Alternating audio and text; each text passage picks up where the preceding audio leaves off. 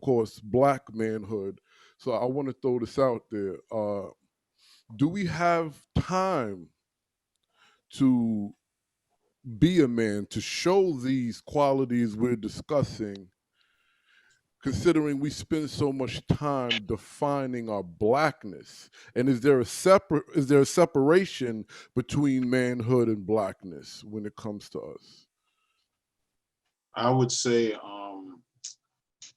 I think the answer would be no. We don't have time because we're too busy. And see, the beautiful thing, well, pardon that sounds really, I say it from a strategic standpoint that is beautiful because what they're doing is not beautiful. So let me just say that. They keep us in a perpetual state of survival. With constant survival. And that survival actually it's translated into defining our blackness or basically defending it. It's not even defining it. We don't even have time to define it. We're just defending it. You know what I'm saying? And just that constant state alone keeps us from actually really being able to dig deep, pause, and, you know what I mean, defining who we are as men. And even furthermore than that, who we are as Black men. Because if it wasn't color-based and this whole thing wasn't, you know, this system of subjugation wasn't based on color, then we could just define who we are as man. Universally. Exactly, bro. Exactly. You know what I'm saying? And with the situation that we're in, we just constantly doing that. Some of us have time, but as a whole, a collective, you know, being on the hunt, being the prey, you know what I'm saying? That's our whole thing. We're constantly running. You know what I'm saying? So that's a factor. And just to add on, I'm sorry, I just got to add on, that was beautifully said. And I just want to add on by saying, you know, it's by design. You know what I mean? And as we've been talking even before the air now, it's just crazy how society exhibits a childish behavior in the fact that, you know, we're still looking at these colors and images and trying to just simply draw from that when you got to kind of go deeper. You're speaking about manhood and our blackness. And I mean, we have to look at it like nobody can define who we are. You understand what I'm saying? We're supposed to be exemplifying who we are. And then your description of us defines who we are, as opposed to flipping that and throwing out an image we supposed to follow. You understand what I'm saying? Like, it's crazy. And now they're dictating, you know, it's just like that, what they say, a dog chasing its tail, in the sense that, you know, they're putting out this image and it's all distraction. It's crazy. And it needs to be, you know, we have to do something about it. We got to change that narrative. I'm sorry. I think I have to take the other side of it. I would have to say, yes, there is time. I think we get too fixated on somebody else creating our narrative instead of taking control of our narrative. And why, when I say that, and I don't want anybody to misinterpret what I'm saying, is that we have the information and the understanding that the powers that be is doing what they're doing. Understood. We understand that and see it, we can overcome it, right? The problem with overcoming it is hard work. It's hard work and there's a lot of dedication to it. And you can't be built with a weak spine in the struggle that we're dealing with, right? And when I say that is that if you think we're gonna put this sweat equity in, somebody's gonna pat us on our back, it's kind of already setting you up to fail, right? So it's like us being as parents. All of us on here are parents. The instinct in us wants, when we see our kids doing something and they go to fall, we want to grab them, right? But we understand if we grab them at every instance, they're never going to be able to thrive without us as they go forth. And it's going to be more times that they're not with us than with us, right? It's the same thing in our struggle, right? So now, the issue I always struggle with is the propaganda that's painted about us and what I was exposed to my whole life of 45, almost 46 years. I know more successful people that look like me than unsuccessful people. Facts. And Word. what happens is the narrative is always drawn for us, right? We're all Facts. 4 of us are successful, but what we always get to identify with is the struggle in the street. And only like none of us are struggling in the street right now. So I always refer to the manhood in this conversation we're talking about.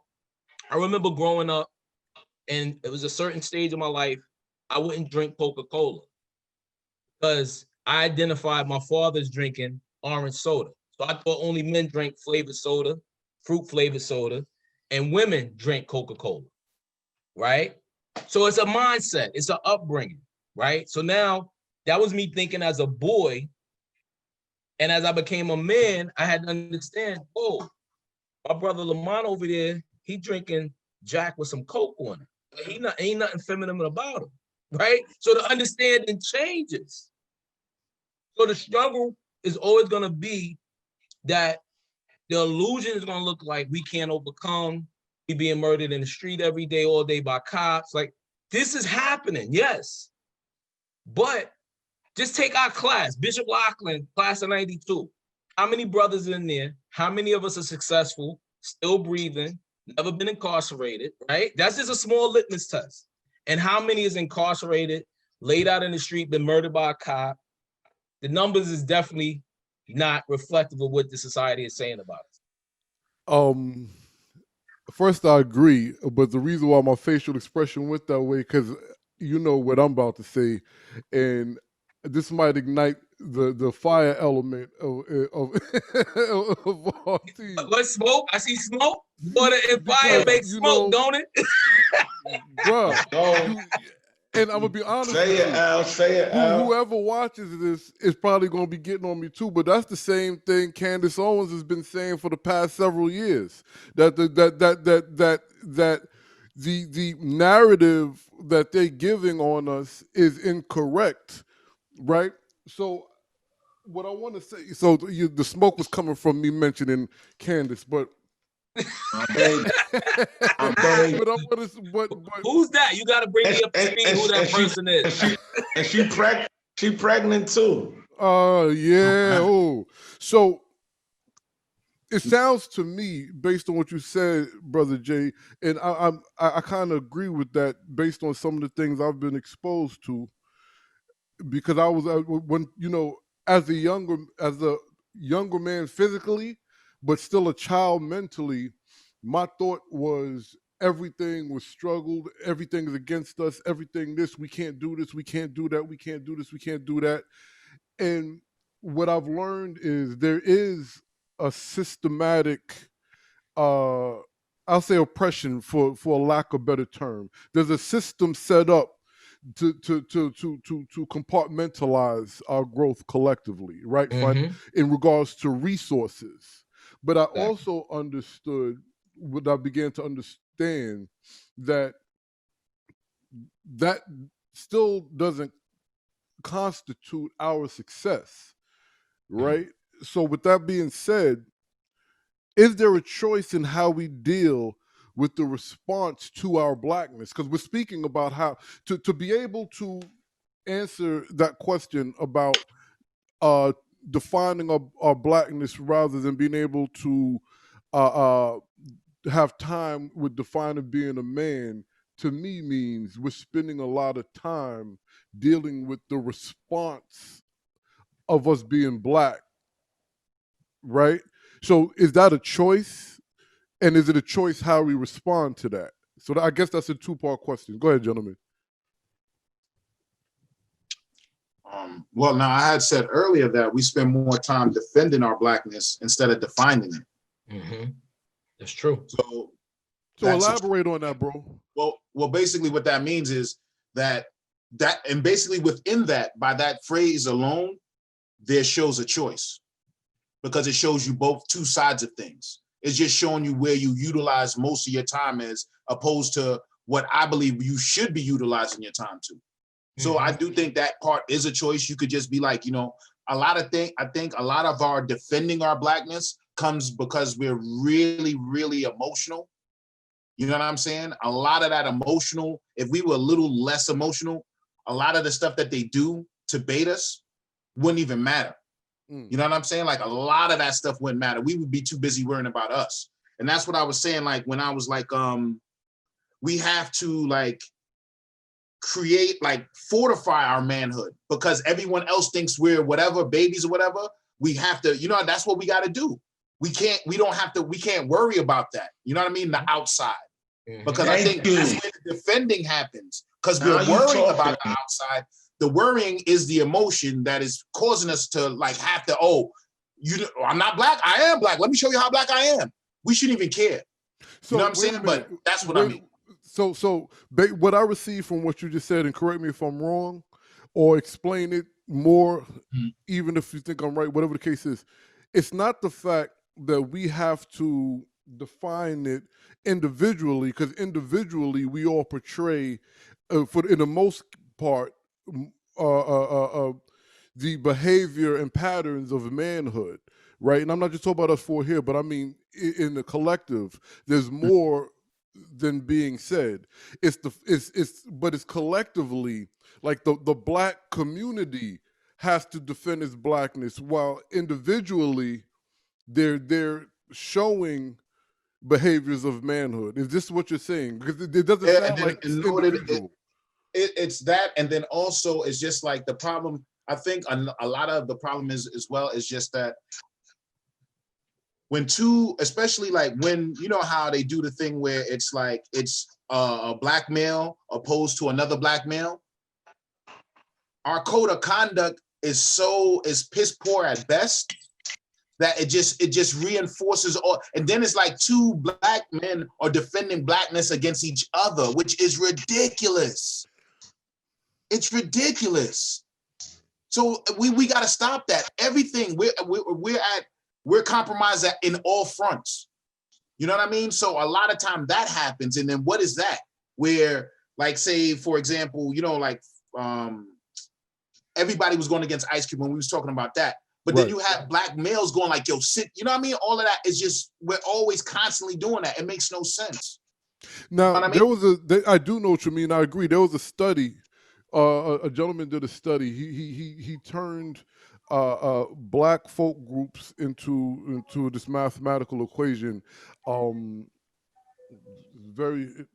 was crazy. But what I received from it was there's this group dynamics that kind of falls in line with class, right? So you have dudes like us that want better for our kids, and we'll try to set them up in a situation that would take them further.